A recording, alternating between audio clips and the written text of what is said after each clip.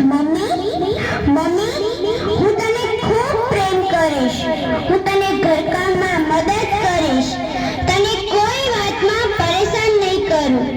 Mummy હું તારું પ્રતિબિંબ બનીને રહીશ. મમ્મી તું કંઈક તો બોલ. તું આમ ચૂપ કેમ છે? પપ્પા હું ભાઈની જેમ કોઈ જીદ નહીં કરું. હું તમને કોઈ વધારાનો ખર્ચ નહીં કરાવું.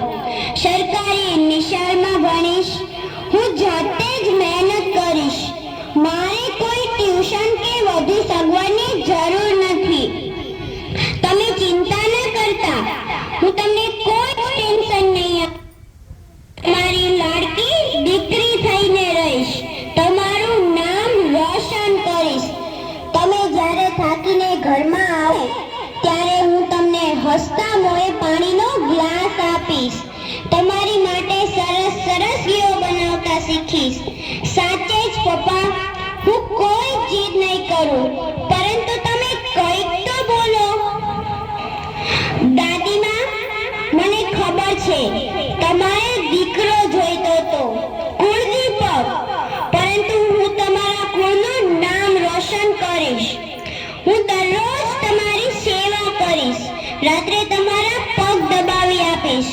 દાદીમા હું તમારો ખૂબ જ ખ્યાલ રાખીશ. બા તમે પણ એક સ્ત્રી જ છો. મારી મમ્મી પણ એક સ્ત્રી જ છે. તો પછી મારી સાથે આવો ભેદભાવ કેમ? કેમ તમે લોકો કંઈ બોલતા નથી? દાદાજી તમે તો આ ઘરના વડીલ છો. તમે તો કંઈક બોલો. તમે તો આ બધાને સમજાવો. તમે જે ભગવાનના મંદિરે દરરોજ જાઓ છો ને, તે ભગવાને બનાવેલ આ સુંદર મારે જોવી છે. મારે પણ મારી માના ખોળામાં આવડવું છે. પપ્પાની આંગળી પકડીને ચાલતા શીખવું છે. તેમની કમર પર બેસીને ઘોડો ઘોડો રમવું છે. બા પાસેથી સરસ વાર્તાઓ સાંભળતા સૂવું છે. આ સરસ મજાની દુનિયાને જોવી છે. પૃથ્વી પર પાપા પગલી ચાલવું છે.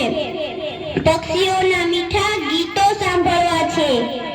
મારે પણ જીવનનો આનંદ ઉઠાવવો છે. મારે આ ખુલ્લી હવામાં શ્વાસ લેવો છે.